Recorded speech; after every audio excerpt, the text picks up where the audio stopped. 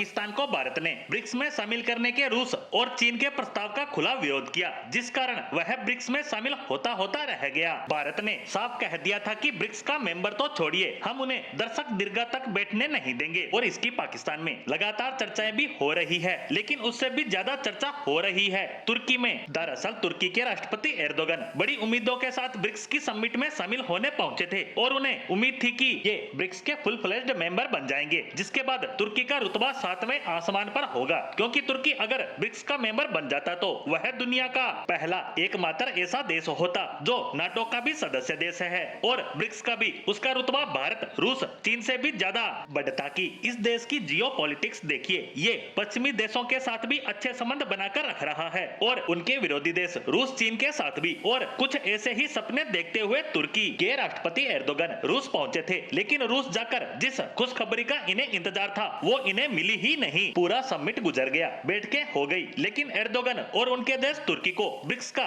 Full fledged member नहीं बनाया गया, जो इनके लिए करारा झटका था। क्योंकि पहले 100% श्योर माना जा रहा था कि तुर्की ब्रिक्स का सदस्य देश बनेगा ही बनेगा, लेकिन अब जो रिपोर्ट्स आ रही है जर्मन मीडिया की तरफ से, उसमें बताया गया है कि ऐसा होने ही वाला था, सब कुछ पहले से ही तय था। लेकिन एक देश ने इसमें टांग फंसा दी, जिसकी वजह से एर्दोगन और तुर्की का सपना अधूरा रह गया। और ऐसा करने वाले देश का नाम था भारत। दरअसल जर्मन मीडिया ने बताया है कि भारत ने तुर्की का पुरजोर विरोध किया और उसका परिणाम हुआ कि एर्दोगन का देश ब्रिक्स का मेंबर नहीं बन पाया। और बताया जा रहा है कि भारत ने ऐसा इनकी पाकिस्तान के साथ करीबियों के कारण किया। खासकर तुर्की के राष्ट्रपति एर्दोगन पिछले 6 साल से लगातार यूनाइटेड नेशन में कश्मीर का राग अलापते आ रहे हैं। कभी कभी तो ये खुद पाकिस्तान तक को फेल कर जाते हैं। कभी कभी तो ऐसा लगता है कि एर्दोगन पाकिस्तान के राष्ट्रपति हैं और आपने भी एर्दोगन के बयान सुने ही होंगे। और उनकी यही हरकत आज उनके गले की हड्डी बन गई जब भारत ने ब्रिक्स समिट में इसका बदला लिया। ऊपर से तुर्की ने ब्रिक्स में शामिल होने के लिए नाटो देशों से भी नाराजगी मोल ले ली। यहाँ तक कि इन्होंने नाटो को धमकी तक दे डाली कि हम नाटो को छोड़ देंगे और ब्रिक्स के सदस्य देश बन जाएंगे। लेकिन अब ये ना घर के रहे ना घाट के। अमेरिका और कुछ नाटो देशों के साथ पहले से ही तुर्की के संबंधों में कुछ कटुता देखी जा रही है और अब यह घटनाक्रम इसमें और ज्यादा इजाफा करेगा। वहीं दूसरी तरफ